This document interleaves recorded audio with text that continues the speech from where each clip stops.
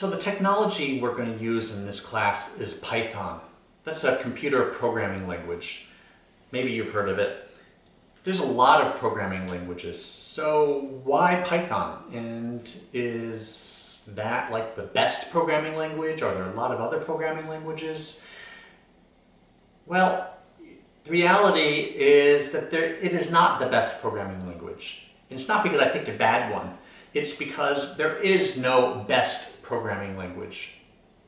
There are a lot of different kinds of programming languages that serve different purposes. Of course, some of them evolve and get better over time, but there are just fundamentally different reasons that you use computers, and so you want to have different kinds of programming languages to support those different tasks. In much the same way we can have lots of different kinds of shoes. There's not a best shoe. We pick the right shoe for the best task. So, first of all, there are a lot of different kinds of programming languages. Python is what's called an interpreted language, and we're going to spend a few minutes talking about the difference between interpreted and what are often called native languages. Python is also a language that, while it can work on your individual computer, it is very often run on a server computer, often in response to web requests. It's often designed to support web interaction. We're going to use Python in both ways. We're going to use Python running locally, and later on in the semester, we'll run it on a server.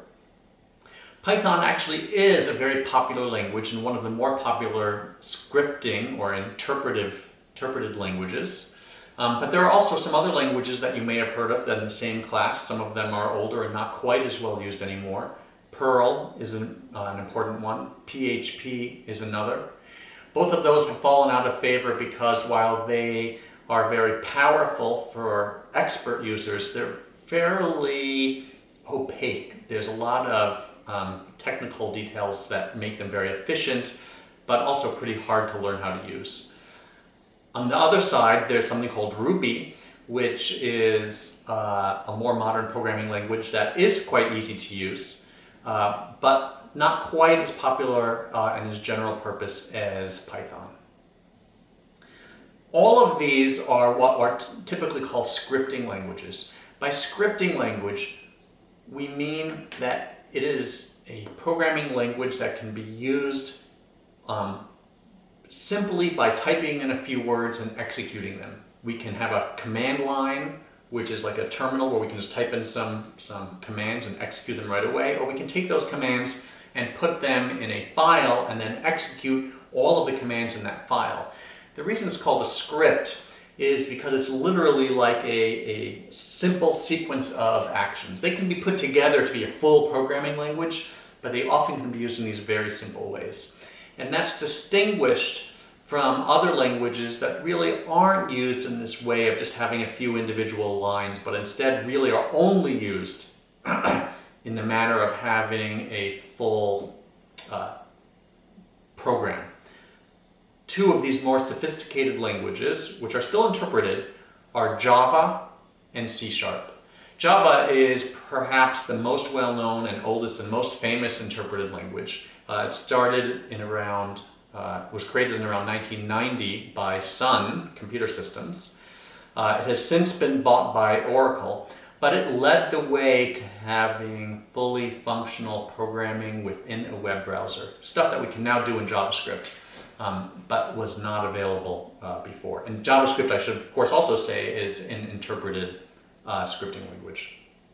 C# came out a few years later after Java and really was Microsoft's response to Java. Microsoft didn't like Java having so much ownership of this new programming environment on the web, and they decided they were going to respond by building their own system. And both of those languages, Java and C#, are still quite commonly used today. All of these interpretive languages are, I keep on using the word interpreted. What does that mean? It means these languages are not executed directly by the computer. You're like, well, what? It's a programming language that gets executed on the computer, but it's not executed directly on the computer. It goes through an in-between step.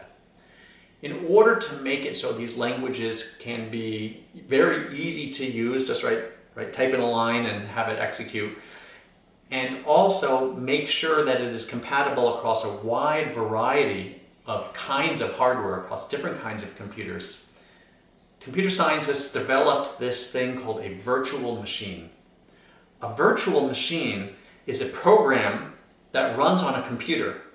And what the virtual machine does is it interprets the programs written in these interpreted languages.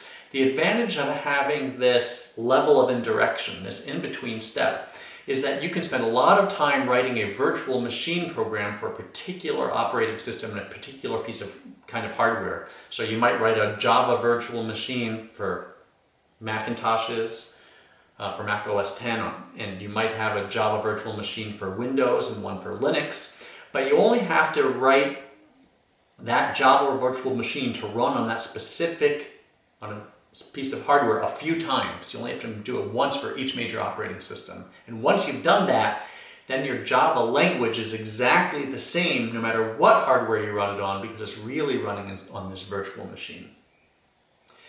That's different from native languages. Native languages, you may have heard of some very popular ones, C, C++, and Objective-C.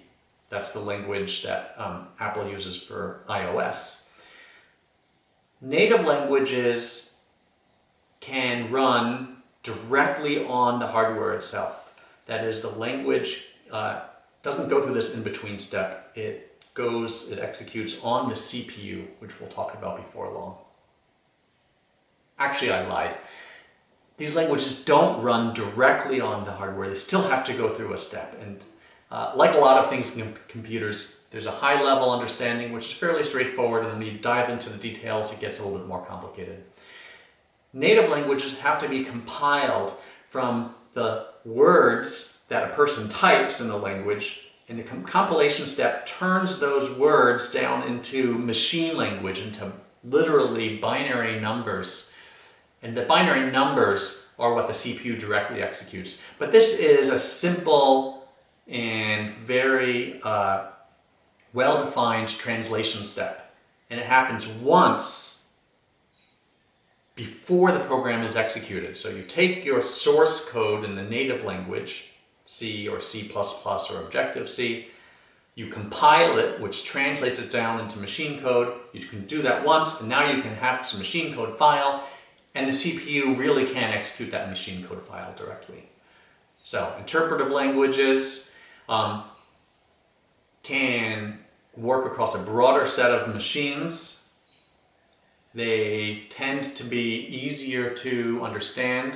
They often have less structure, and they're slower because they have to get executed on this virtual machine. It goes through this 2 steps every time something gets executed. So interpretive languages are slower. And just for completeness, there's a long history of many, many other programming languages. You may have heard of some of the older ones, such as COBOL, Fortran, and Pascal, and BASIC for that matter. COBOL is an early business language from the 1960s, and amazingly enough, it is still commonly used. Many of our large enterprise financial business systems that were written long ago and are in organizations that are still using them find it very difficult to transition away from using these important systems that run the company, and so they keep that software running on some very old hardware sometimes. And that's a real challenge, and there are all kinds of things about this old software that doesn't support the modern world very well. For example, you may have heard in 1999 about the year 2000 bug. A lot of those COBOL programs stored years with just 2 digits, like 64, the year I was born, or 99.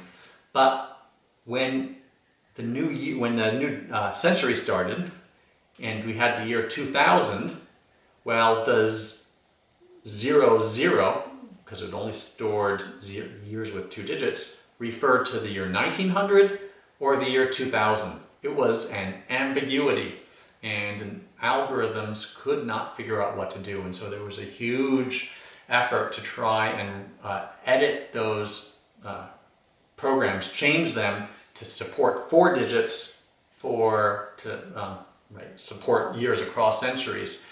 But in order to do that, they had to find programmers that could understand those COBOL programs and change them. It was a big mess. Bottom line is, there are a wide variety of computing languages. They have different characteristics. This semester, we're going to be using Python, which is an interpreted language. It runs on both clients, like your desktop computer or laptop, and servers, things that respond to and web requests and generate web pages.